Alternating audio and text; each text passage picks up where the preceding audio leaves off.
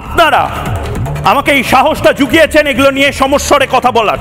মিনমিনে media লুকাতে চেয়েছিল বাঙালি হিন্দুর ছিন্নমূল হওয়ার একের পর এক খবর বাংলার মিডিয়া, মিনমিনে মিডিয়া তারা লুকিয়েছে বাঙালি হিন্দু 46 সালে ডিরেক্ট অ্যাকশন ডে যে হয়েছিল, সেই 46-এর ডিরেক্ট অ্যাকশন ডে নিয়ে একটা কথা, এরা প্রচুর প্যাকেজ করে কিন্তু একটা প্যাকেজ তারা ডিরেক্ট অ্যাকশন ডে নিয়ে করেনি। গোপাল মুখার্জিকে সেটা জানায়নি।